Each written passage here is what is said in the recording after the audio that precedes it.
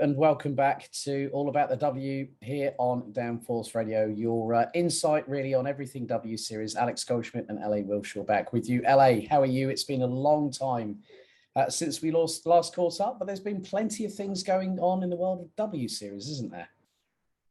Yeah, absolutely. Definitely a while since we saw each other, and there's been a lot of action and quite a lot of impressive drives, I'd say.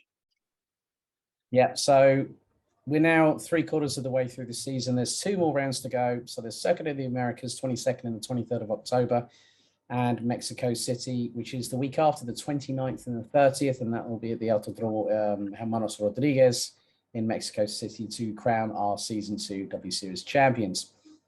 News coming into Spa-Francorchamps was that, firstly, Irina Sidorkova was tested positive for COVID-19 at the W Series Academy team, and so replacing her was the reserve driver on site, Poland's Garcia. We also had the big news that W Series announced a global partnership with Heineken, very much in the form of Formula One. And I mean, firstly, LA, it just goes to show that we aren't out of the woods with the pandemic quite yet, with Irina unfortunately being ruled out of Spa-Francorchamps, but still good to see that Garcia was given another opportunity to step alongside Nerea Marti in the W Series Academy team. Yeah, definitely. Obviously the bubbles aren't as strict as they were. I mean, last year the W Series didn't have any racing, so they didn't really have bubbles. But regarding the F1, that the bubbles that they had aren't strict like they were. So, they even lost one of their drivers this weekend to COVID, and of course W Series lost one. So that was this weekend at Zandvoort, and then last weekend at Spa we obviously lost the W Series to the COVID, which is still around, and maybe not as worrying as it once was. People are vaccinated. It seems to be helping now to fight this virus, which is really great news. Nobody panics really much anymore if you hear somebody gets it, but it's obviously still out there, and people are still coming into contact with people with it, and people are still getting. Yeah, but also the news about the Heineken multi-year W Series deal, obviously with the trackside branding, which is focusing on Heineken's 0% alcohol beverage, alongside an important responsibility message of when you drive, never drink. Obviously one of their main ambassadors, now retired Formula One ace, but 2016 Formula One world champion, Germany's Nicole Rosberg, is part of the team with it. And it comes in through the second half of the season and really has showcased just how much the strength of what W Series is trying to provide with its rethink racing mantra, that partners are coming in thick and fast and saying, look, we want to be a part of this. We want to help this grow. And to see a global brand like Heineken is something really, really good. And, it's going to provide an intuitive way in helping to develop that partnership and develop the outreach in general, isn't it? Yeah, all sponsorship means money, for everybody concerned, I'm guessing. And Heineken, are still in a competitive market themselves. So they want the stage as well. And it makes perfect sense that a well-known, recognized brand, comes onto the scene, that people, it's familiarity as well. So it makes people feel comfortable maybe, and for newer fans to the sport, especially on the American side, there's been a lot of demand over there for W Series. They're massive equal rights, massive sports fans for male and female sports. Females in sports over there in North America doesn't seem to be as, I don't want to use the word awkward, I don't want to use negative words, but it just seems to be more accepted. And it's not really even an issue. It's not even a thing. It's a sport, and you either like watching it or you don't, regardless of male and female. And so I've been witnessing sort of a bit of a social media demand for this W Series over the last few weeks, and American people sort of demanding they want to see it, and then suddenly this TV channel has decided to start showing it, which is really great news for fans over there. So when a brand like Heineken comes along that they will even recognize, then of course it just makes sense, doesn't it? And it makes sense to keep putting money now into this sport and giving these girls an opportunity to move onwards and upwards, rightfully so. You know that I'm obviously a champion and ambassador for girls on track, and you know, and all the female empowerment. I would love there to come a day when there doesn't necessarily have to be segregation in sport, just so you can attempt to get a certain, you know, certain people into sports. But right now this is just where we are, you know, and this is what's happening at this moment in time. And there are such great talents out there that are in the female side of things that just need to be pushed forward, and the money needs to come in for that to happen, because money talks. Indeed it does. But also Spa-Francorchamps within women in motorsport has very, very significant history, as the Belgian Grand Prix back in 1958 saw Maria Teresa de Filippis become the first female racing driver to start a world championship race in the Maserati 250. And she finished fifth in a race of very, very significant attrition. But then Spa has also seen the likes of Frances Cathy Muller taking to the grid in the FIA Formula 3000 race back in '86. And then the Spa 24 Hours has been a classic over the years. One notable early achievement was that of the pairing of France's Yvonne Simon and Germain Rouault.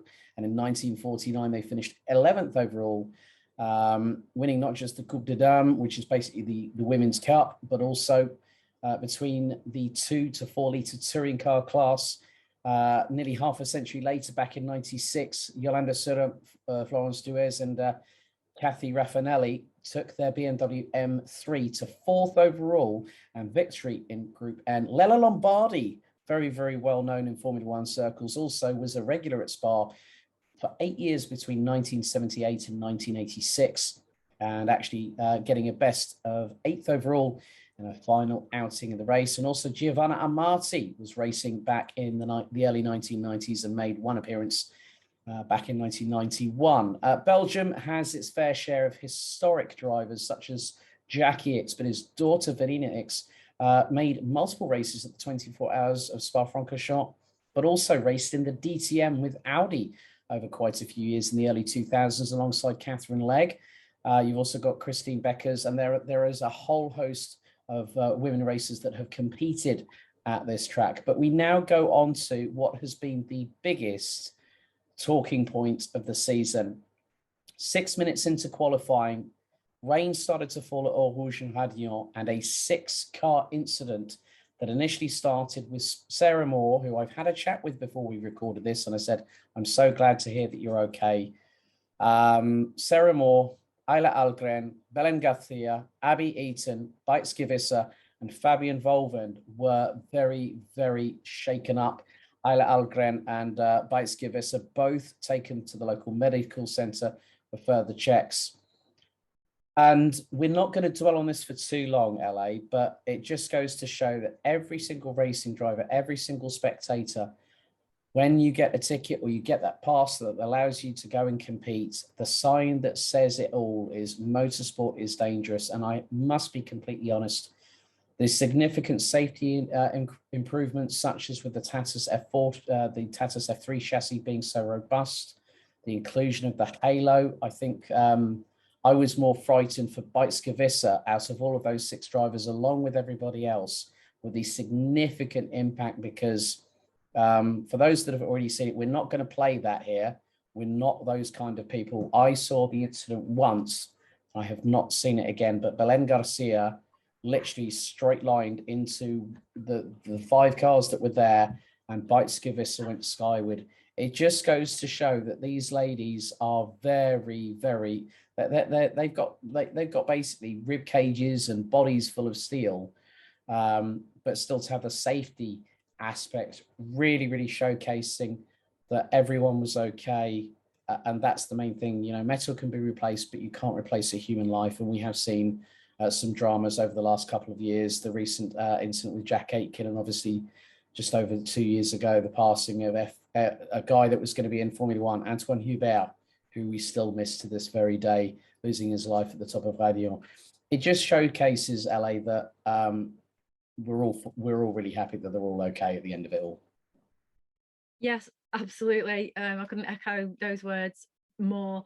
I still think there's an element of luck. You know, these cars aren't completely fail safe because Antoine's passing was only in very recent times, and those F2 cars were as safe as they could possibly be at that moment in time. And the way that, you know, his car was, the place it was hit was incredibly unfortunate, and you know, it's what contributed to him not being here anymore.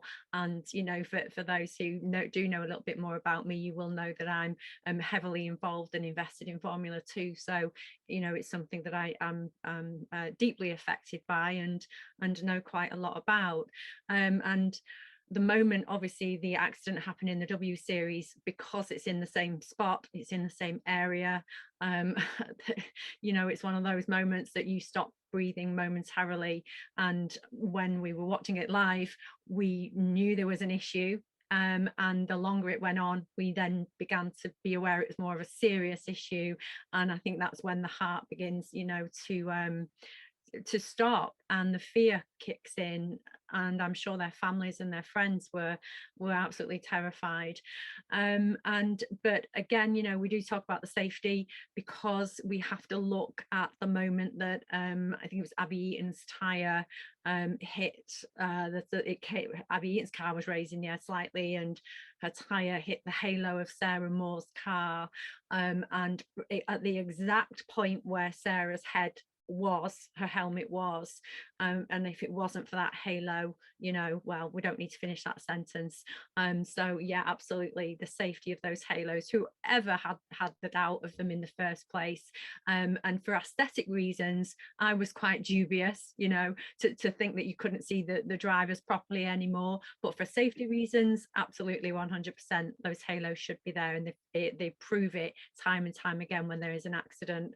And yes, it was awful that Fabienne Rovend and Vajtkovica were, you know, were upside down and in the air, and that she was in a lot of pain afterwards. She said, she did a post interview, I don't know if you managed to see that, Alex, or if anybody else managed to see that. You know, she did say that she was in a lot of pain because of that accident, and because she ended up being hit and shunted a few times and then ended up upside down. And of course, at one point she was quite fearful because she saw some liquid, probably fuel, you know, leaking down from the car, and her biggest priority was to get out of that vehicle as soon as.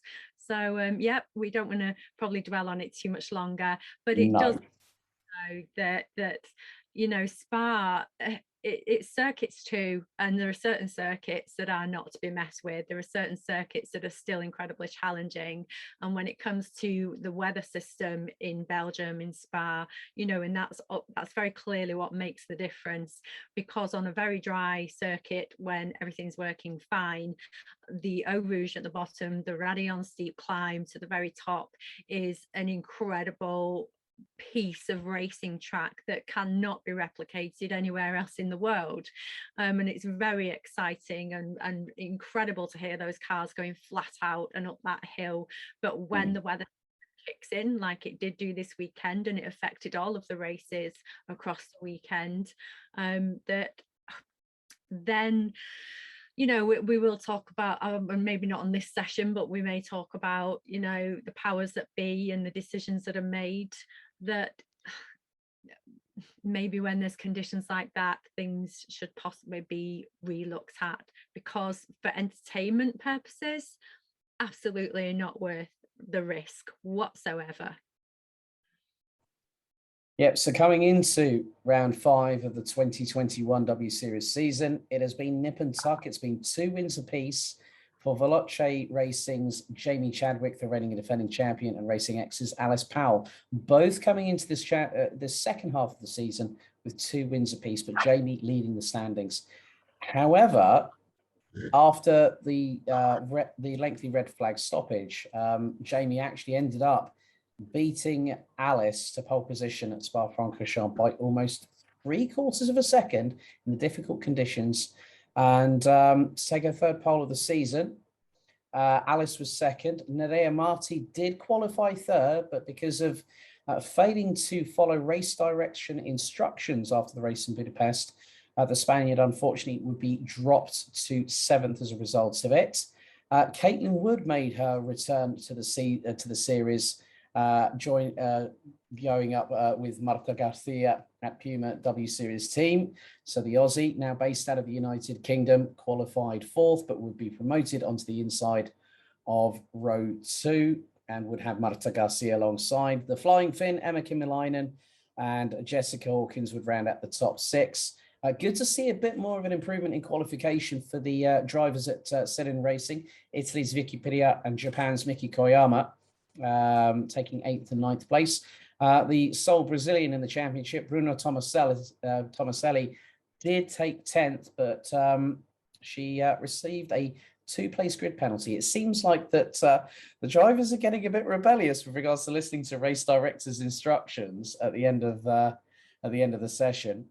But it was a 30-minute delay. There was an extensive clear up, but the main thing is that Abby Eaton and Sarah Moore had a lengthy discussion with Ted Kravitz afterwards. And I'm going to use a quote from Dave Ryan, the racing director of W Series, saying that today's qualifying was an eventful session, to say the least. Spa is always quite eventful, and today certainly proved to be for us. It was very unfortunate to have the accident at the beginning of the session, but thankfully everyone is okay. The cars have stood up unbelievably well to what looks to be a massive crash, which is good to see. Jamie did a great job to stay focused and get pole, but then the race was turned upside down because we ended up having a third race winner this season. And amidst all the dramas, the weather wasn't really that helpful. And it was Emma Kymäläinen who finally picked up a victory this season, having started 4th on the grid. And I think one of the moves that she did, round the outside going up into the bus stop chicane on Alice Powell to take the lead. And then Emma went on to win by 8.4 seconds. It put her third in the championship. 31 points behind Jamie, who extended her advantage ahead of Alice Powell by 7/10. I mean, good showing by Marta Garcia, who finished on the who actually finished on third place, if memory serves me correctly, to finish for the first time on the podium. Good job by Caitlin Wood, 5th. Jessica Hawkins had a good top 6 finish, a good showing for the Brit. It hasn't been the easiest season so far for Jessica Hawkins. Fabian Volvend made a great recovery drive, started 13th. The driver from Liechtenstein, who's also been competing in Ferrari World Challenge this year over the last couple of seasons, she finished 7th ahead of Nerea Marti, Miki Koyama, and Abby Eaton, who completed the top 10. But both Ayla Algren and Beitske Visser weren't cleared to race due to the significance of the impact suffered. But Sarah, Belen, Abby, and Fabian were all cleared to race by the medical team at Spa, which meant that I think really the good thing was it was nice to see Emma on the top step. And what's more, out of all the field, she's the only mother out of everybody. And you know what? If someone like Emma, who's in her early 30s, who has an 8-year-old daughter, can go out there and say, you youngsters are going to be shown up a little bit. And by goodness, did she prove that in that race, didn't she? Yeah, I'm not sure about yourself, but I have a huge issue about ageism, and that's probably because I'm on the wrong end of the stick for this, because I'm aging myself, and I don't like the necessary judgments of the age of drivers, racing drivers and athletes. Even football players can improve you know, there's a defender in my football team at Manchester City that's in his, you know, mid-30s, and he's never played as amazing in his life. And yes, there's a certain point, I think, probably where the body does start changing and getting tired. But if I speak from a personal point of view, mine's only happened because of my disabilities. I'm not sure in a parallel universe I might have just kept going and going, you know, for a few more years, you know, into my 50s, who knows. So I understand there's probably bodily changes for females who may have given birth. I don't know. I'm not a mother, but yes, she's doing amazing. She's doing fantastic, and what a stunning looking female she is as well. So I'm becoming quite a fan of hers, and especially when you know, the sort of the phrase is, you know, you're separating the boys from the men, and of course you can't really use that in women's sport. Yes. But it's separating the women from the girls, maybe, to see this Emma overtake the way she did in the damp, wet, spray everywhere conditions. She managed to find that grip on that track. How she did it, I don't know. She's amazing, and for her to have, you know, started 5th and to finish 1st on the podium, she deserves absolutely everything. And you know, and Marta behind her started 6th and finished 3rd, finished on the podium as well, you know. And what a final lap she had, you know, on the inside of Marta and Marty, and you know, and it sounds like a double act, doesn't it? And with my lisp, it's not helping. It probably sounds like I'm saying the same thing. So, but you know, and she actually almost caught Jess as well. You know, maybe another lap. Who knows? You know, she may have gained another position. But you know, I mean, it's sorry, I did get slightly mixed up. I got a bit excited then, Alex. I got a bit mixed up there, and I know what I'm saying. Don't worry. We're all passionate about motorsport, LA. So you've got absolutely all the excuse you need right there. Don't know, because I'd kind of moved on a little bit. I'd moved on to Wolvend as well because of the amazing lap she had, and I just forgot to throw her name in there just momentarily. So even like, you know, we then said for Wolvend started 13th and finished 7th, and it was her, you know, the final lap that got inside Marty, not Marta and Marty, it's Wolvend and Marty. What am I talking about? And you know, and it was her that almost caught Hawkins on the final lap. So, you know, I mean, Emma and Marta are up there, and they've gone and they're on the podium, and then here's Fabienne just she was smashing it, wasn't she? And as you say, Abby Eaton started 16th, ended up 10th. Just amazing. So for me, those I highlighted those 4. Those are the 4 that stood out for me during that race, and I got myself a bit too excited there, so I do have to apologize. People are sat at home going, what's she talking about? It's okay, I've just corrected myself. No apology needed, LA. You're well within reason. But we're going to have a look at some of the quotes as well. Emma Kymäläinen, she said, "This is such an amazing feeling. I had a really good car, and I have to thank my engineer, driver, coach, and mechanic for getting everything spot on today. The Curie W team is rocking. This track is just amazing. It's great to be here and in front of this lovely crowd. More wins are what I'm aiming for in the remainder of the season. It hasn't been the easiest start for the year for me, but anything can happen from here, and I'm still aiming for the title, that's for sure. If you want to win, get the fin." Now, that's a brilliant quote there. Absolutely brilliant quote there from Emma Kymäläinen. Then we'll go to the... That was a Hakkinen quote, wasn't it? I know. Aaron, I think that stems back to, if I remember correct. Yes, indeed. No, you're right there, though, just to pick you up on that a little bit, because she's had 3 podiums out of the 6, and of course she had that if we're talking about Emma, she's had that 13th to start off with, so that wasn't obviously the greatest start. But you know, but in saying that, the other girls ahead thus far, I know we haven't moved on to the next race yet, but you know, one more podium ahead of her, aren't they? And well, 2 more with one of them we'll talk about shortly. But yeah, she's had 3 podiums, you know, she's doing all right.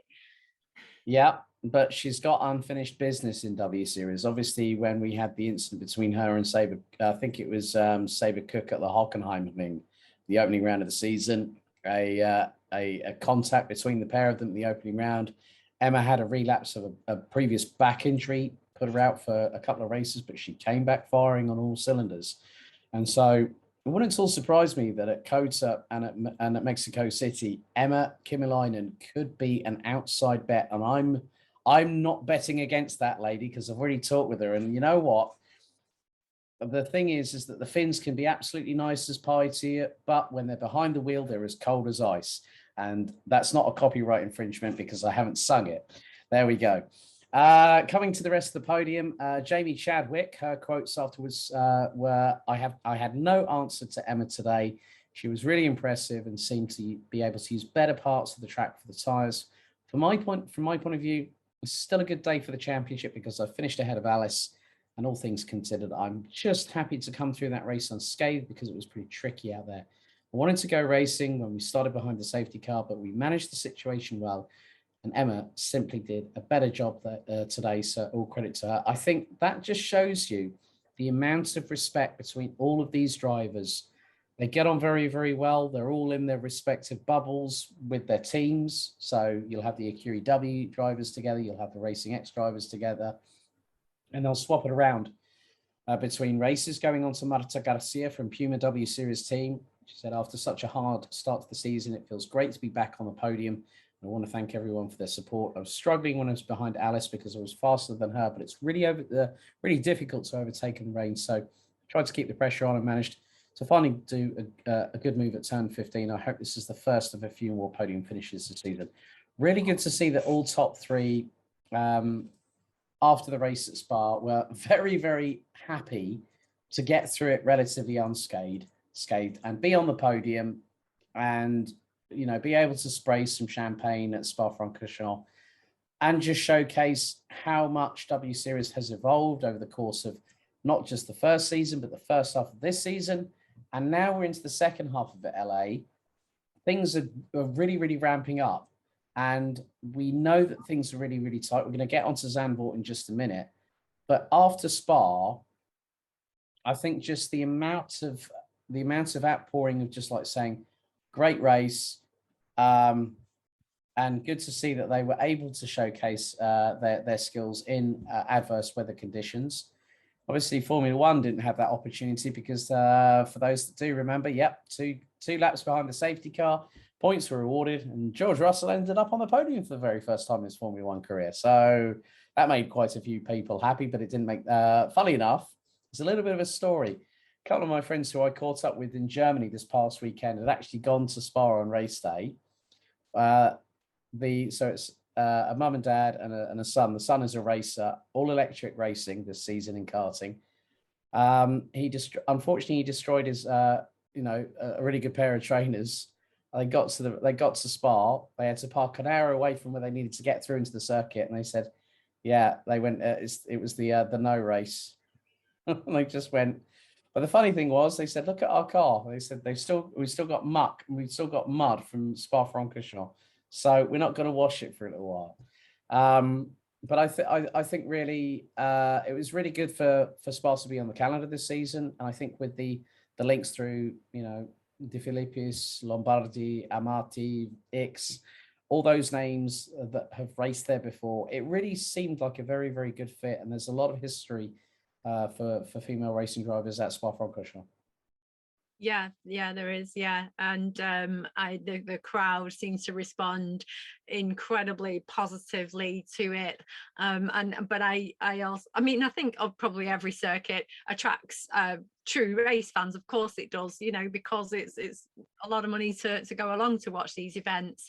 But I kind of think circuits like Spa do attract a real kind of petrol head, to sort of stand there, especially in those conditions, and to still stay, for the events.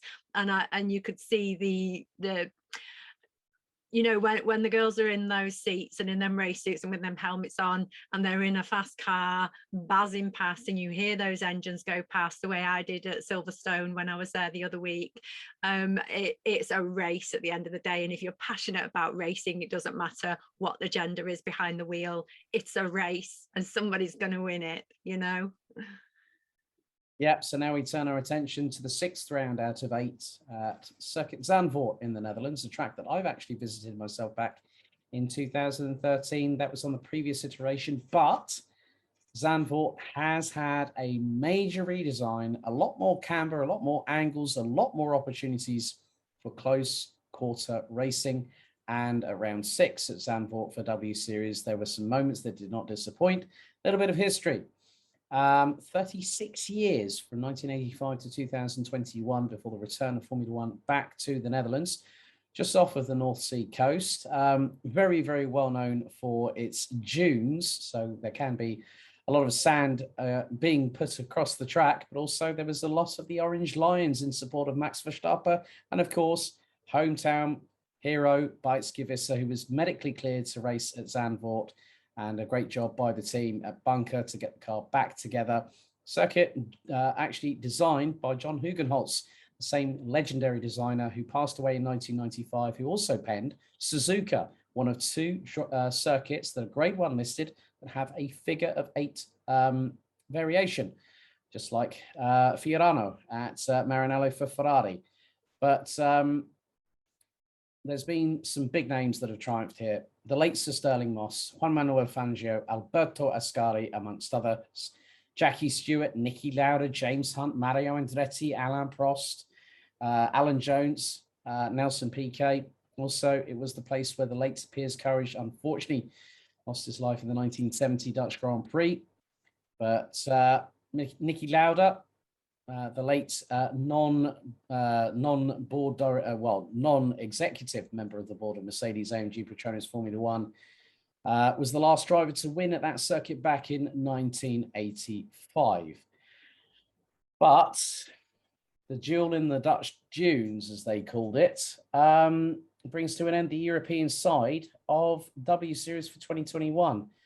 Now, the circuit itself, LA, from what was a significant redesign, a re-engineer, and I watched a very interesting documentary on the official Heineken Dutch Grand Prix YouTube channel, that they brought in a designer who had a lot of technical knowledge. I think really with the banking on the circuit now, it gives a bit of an added dynamic to it, because the drivers are not just trying to nail apexes, but when they're going through the Hugenholtz corner, they're going through Tarzan, which is off the main start finish straight through turn 1. They're having to deal with adverse camber. So when you're going through Tarzan, the camber is sloping down to the right. It's at least more than a 25-degree angle. And then you go through to Hugenholtz. I mean, it's like the wheel of death at a circus, with the motorbikes going round and round and round. It kind of has that feel to it. But I mean, the redesign has really given an opportunity for new series to come along, not just Formula One, where they raced for 72 laps with Max Verstappen winning what was a fantastic effort from him. Mercedes weren't able to touch him, and Verstappen just went along, and it was home soil, because obviously, for those that don't know, Max Verstappen is also a dual national like myself. He's Belgian and Dutch. So effectively Spa and Spa and Zandvoort are both home tracks for him. But the way that the track looks, I'm actually quite impressed by it, wouldn't you say? Yeah, it looks tremendous. Even the location, right by the beach there, and the beautiful sunsets that were spotted there over the few days, and the wonderful gift of weather that they got, because don't forget there's still North Sea, so we're on the other side of that, so we know how the weather can be. Very blustery on the Sunday, but the girls were free of that. But yeah, it was an enjoyable weekend, I think, on all fronts. And I think the clever track design, really, because of course all the formulas are slightly different, even though the cars look very similar, that it suited all 3 cars, all 3 series of cars, with the W series, the Formula 3 and the Formula 1. That there was a little bit of concern that the cars may touch the circuit or bottom out on the circuit. I'm not sure if anything was done to raise them a little bit to cover that. I've no idea, or if they because I think to ride them lower would have perhaps been a little bit dangerous. And I kind of felt it felt to me a little bit, even though we only had it on the calendar, the F1 calendar last year, and this year was Portimao, a little bit like that, very small, very, very neat little tiny track, and almost like a karting track to me. Kind of felt like that for me. And I'm not, you obviously are heavily involved in that side, and you'd have a better idea of that, but it felt a bit fun to me, a bit more fun, a bit like you said, like a fairground almost. That's how it felt watching these cars. But I always have a bit of element of danger there, inside my head. And I'm still not quite convinced about, the wall at the top of the slope. There was almost a coming together in the F1. There was a very, very lucky Vettel and Bottas incident that managed to just be avoided. So I'm kind of glad that there were no collisions, and certainly nobody into a wall, because I'm sure that won't be pretty if that happens.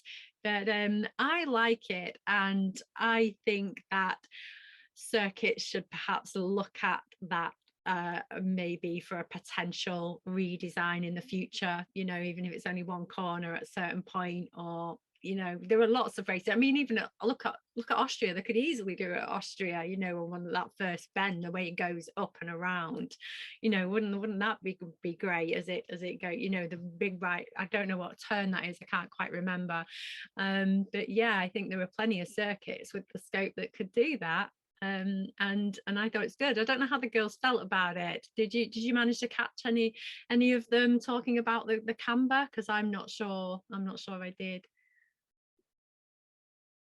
Unfortunately, I was on karting commentary duties for the Rotax Max Euro Trophy this past weekend, so I've been catching up over the last couple of days. But I did actually, funny enough, before we recorded this episode, I managed to catch up with Sarah Moore, Harrogate's finest, and I did say to her I said there were some awesome moves you were doing there, and she said, no legendary moves from me. But yeah, she's doing really, really well. Just to give her where credit, she was still recovering from Spa. The adrenaline would have still been through the roof, and she said should have been top 5 and battling for a podium. So the main thing is that I said, I know you'll be, and I said to her this, I said, I know you'll be fit and ready for Coast. And she said, oh yes. So there you go. You heard it here on All About the W, that we do keep in contact with some of our favourites. Well, Sarah's a good friend. She's commentated alongside me on the Rotax Max Hero Trophy back in 2020 before COVID hit. But following on from her fantastic victory at Spa-Francorchamps, the flying Finn was at the top of the timesheets in qualifying as Emma Kymäläinen managed to put through a 1 minute 34.326 second lap time at Zandvoort to pip Alice Powell to pole position by 7/100ths of a second. It wasn't just her, well, it was her first pole position of this season. She also took a pole position last year. But Emma did have a cracked start in the track rod. Now, the track rod is actually a bottom part of the front suspension on the car, and that helps with regards to basically taking some of the vibrations out. So when the wheels go up and down, and this is for you people that want to understand this in layman's terms. So from a technical perspective, this is where I come in a little bit here. I've worked in the automotive industry for 2 decades, but the track rod sits at the bottom of the suspension. So as the wheel goes up and down, the track rod helps to mitigate the vibration going through the chassis. But there was a cracked stud in the track rod, so it wasn't quite sitting where it should have been, and it curtailed her practice session.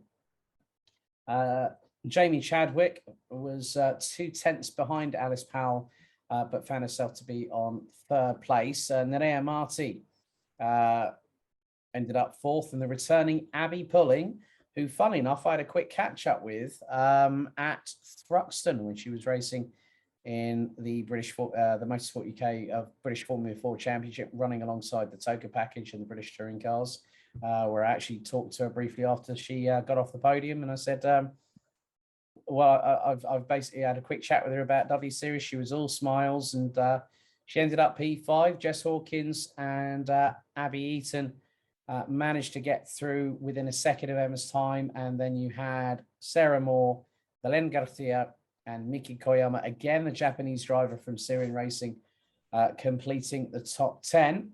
and the Orange Army was out in force. And I'm not talking about the marshals, I'm talking about the Dutch contingent that were in the stands. But there was a red flag after Fabian Volven's bunker racing car ended up having an incident going through turn 3. There was a 12-minute delay, but Jamie was the first one to dip into the 1 minute 34s. And looking at the times, Fabian Volven, unfortunately, would start from the back of the grid behind America's Sabre Cook. Ayla Algren from Denmark in 16th ahead of the returning Irina Sidorkova. Bruna Tomaselli was 14th behind Marta Garcia. Beitskivisa and Vicky Periet were both 12th and 11th respectively. But we had our first 3-time winner of the season, thanks to Alice Powell, because she put, there was a lot of pressure going on between her and Jamie Chadwick throughout the race. And I'm not going to say that the race was a little bit processional. I think the race was very strategic, because we saw, you know, a really good spate of action in the early few moments, and then it sort of calmed down a little bit, and then towards the end things got a bit hot and heated, and drivers were starting to make mistakes. It was beautiful sunshine weather for the crowds, but for the drivers, a very different proposition when you have triple Nomex FIA certified race suits. You've got the race helmets on. The ambient temperature, if it's 25 degrees, it's going to feel like it's about 55 degrees, because you've got the engine, the fuel tank behind you. You've got no insulation, you've got no air conditioning, you've just got the breeze hopefully coming through the halo. And the drive, you know, we did see some mistakes at the track, that the drivers had only had minimal running, you know, practice sessions and qualifying. You know, they will have done the track walk, but because it's a fairly new surface, the sort of the bitumen layer that would come out of the tarmac initially, that can sometimes cause a problem, can't it? Yeah, sometimes, yeah. Tracks can be slippery, tracks can cause issues for cars and for races. You know, I just can't quite remember off the top of my head. There was an F1 race last year heavily affected by the bitumen, and Turkey. Was it Turkey? That's right, because we all had such high expectations of that, didn't we, after watching the old footage of Lewis in his Formula 2 days and all that overtaking he managed to do, you know, which was an incredible race if you've never seen that one, you know, back from 2006. But yeah, so it was Turkey, that was it. But the track was just in such a condition that I personally didn't feel like I got the race that I wanted. So yeah, definitely it can affect things. But I mean, the commentators were fair when they sort of said, you know, who says you can't overtake at Zandvoort, because I think the girls did incredibly well. I thought they were doing great. And you're right about the beginning, you know, with in the turn 4, Belen Garcia, you know, overtaking Abby Pullen, and obviously at the very start we had well, I think it was 22 minutes to go, maybe it was, so it was however many minutes in, 10 minutes in, Alice Powell overtook Kimi Leinen for P1, which was very exciting, and Jamie Chadwick then did the overtake for P2. I'm not sure if it did look like, you know, Kimi Leinen had some kind of little issue there, as you've already said, but she still managed to maintain that 3rd place, you know, and finish 3rd on the podium, which was really great. But it was fantastic to see those 3 now who are obviously the top 3 in the standings, just fighting it and eking out with just those few points between them. I mean, Powell and Chadwick, I know you're probably going to go onto this shortly, and I don't want to steal your thunder, Alex. Hey, don't worry about it. Look, it all's fair in All About the W. I don't really care, because we're both passionate about this championship. We both want to talk about it. So feel free, fill your boots, my dear. Well, we've got Alice and Jamie on the same points right now, you know, 109 points each, and you know, we've got the 3 wins that are going on. We've got 4 wins there now, don't we, for Alice, and we've got the 5 wins for Jamie, if I've got those correct. So they're really, you know, there's really tight between those 2. It's probably going to be those 2 that go down to the wire, with there only being 2 races left, but Emma's going to give it her best shot, and if she sneaks in and steals the crown off both of them, then what a W Series year that this will be remembered for. Very much the case. I mean, Emma Kymäläinen admitted post-race in the Quotes via W series that they tried a gamble, it didn't work. So there was no technical problem with the car. You mentioned about the commentators. As always, fantastic job by Alex Jakes, lead commentator, and the legend that is Billy Munger alongside him. So well done, guys. Great commentary all the way through the race. And, you know, Alex, well, funny enough, have to give a shout out to Claire Cottingham. Fresh from her duty, she was the inaugural W Series commentator. And funny enough, as I was traveling back yesterday from Germany, she was on her way back from Tokyo after this year's Paralympic Games. So well done, Claire. Great job as always. We have to give her a shout out because she was the first person to actually become lead commentator for W Series. Alex Jakes, well known in Formula 2, Formula 3, and also Formula 1 as well. He worked with F1 TV for a number of years on the world feed, but then has joined the team at Channel 4. As always, great insight from him, and also great to hear from Billy Munger, who in his own right, very accredited racing driver. But we sort of like, you know, there were some moments. I mean, Belen Garcia had a couple of moments herself as well, opened the door for Sarah Moore to grab a position in the later stages. But also there's been a new initiative courtesy of Heineken. And I really like this. There's a brand new fan initiative in association with Heineken, and it's called Star of the Track. And Alice received more votes from fans than any other driver at the end of Saturday's race. It's a bit like fan boost for Formula E, but it is effectively W Series' equivalent of driver of the day. And you know what? Alice is a really good driver in her own right. I mean, there was a great battle between Belen Garcia and Abby Pulling, and you know, she tried through turn 10 to get past Belen Garcia, and didn't work, and then Belen just cracked under the pressure, and then on the final lap, Abby went past her on turn 3 when Belen went locked up, and this is through Hugenholtz, went up top close to the wall, and Abby sneaked underneath her rather rapidly and got the undercut. So great job by Abby Pulling again. But looking at it, we're going to go through to the quotes now from race 6 of the season. And Alice, I think probably the lengthiest quotes I've seen all year so far, but bless her, I mean, she's got every right to talk as much as she likes. She said, I'm so happy with that victory. It was a good move to get past Emma. I was quite pleased with that one. It's the business end of the season, so I knew I had to move forward, and I knew that I had the pace to do that because of what happened in qualifying when Emma pipped us.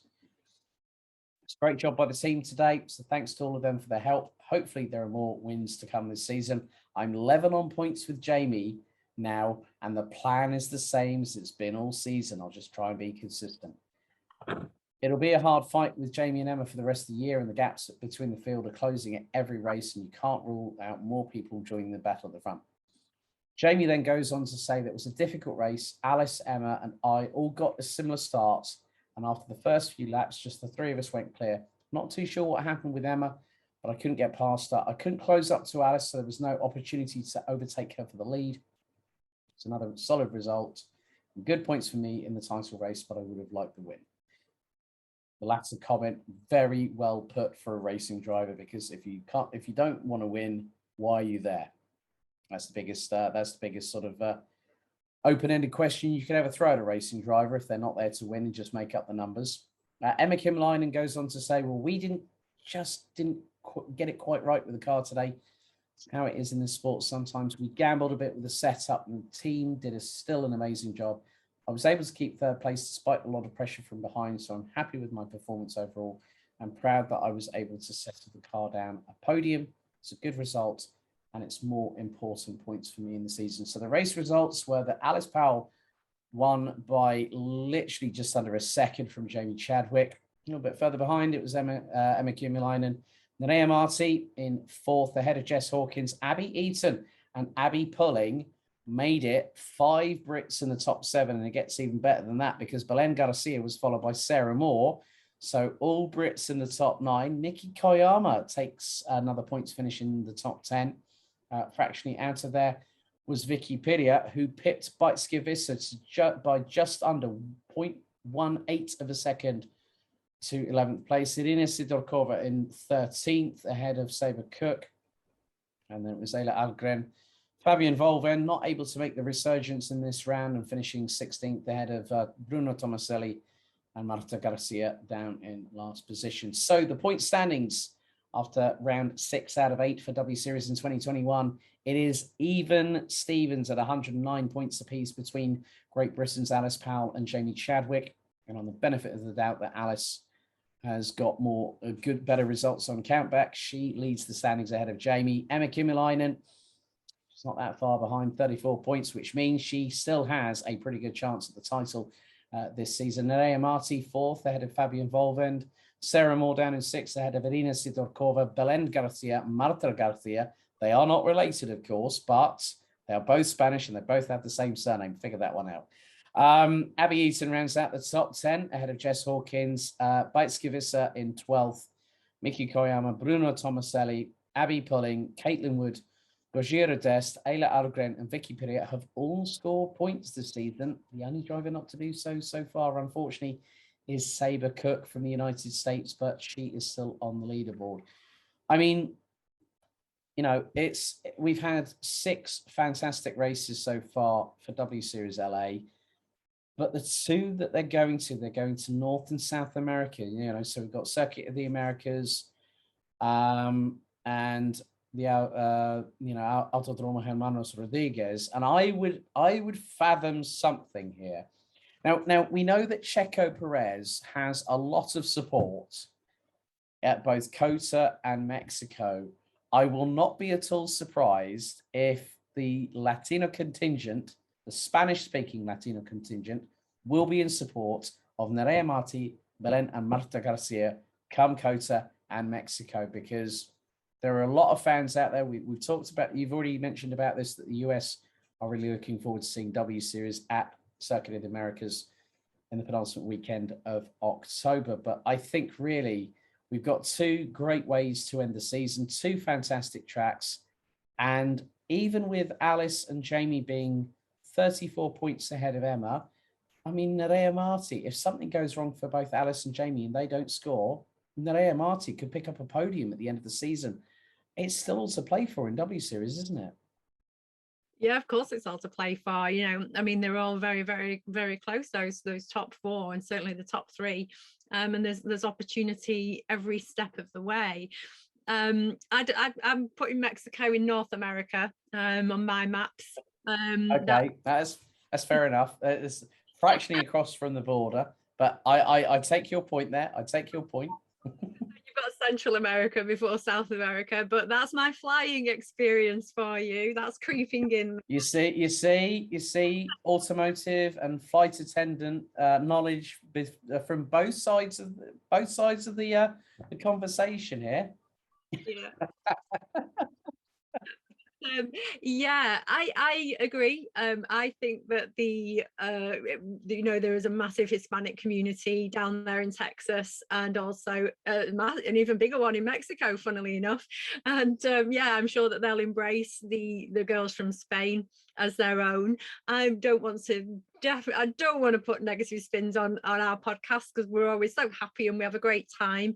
But I'm still not sure we're going to have Mexico. So I hope that there's a plan B for the girls to finish the season off in style.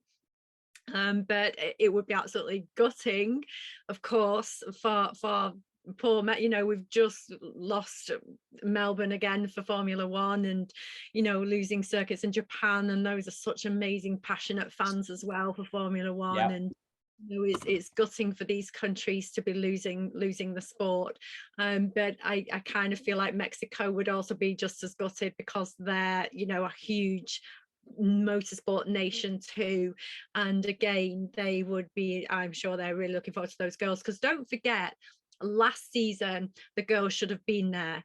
The girls should have been at COTA, and they should have been at Mexico as well. Those were the 2 Formula One support races on the calendar that they had scheduled But of course, COVID closed the W Series season down. So I'm sure the girls were very much looking forward to it last year, but that got taken away, and I'm sure they're going to love it this year. And I love that party atmosphere. You know, I lived in California myself years ago, and in quite a Hispanic area, you know, and I've visited all these countries, and I just love all that. You are making me incredibly envious, LA. You really, really are, with all your, I hate to think how many frequent flyer miles you amassed during your flight attendant career.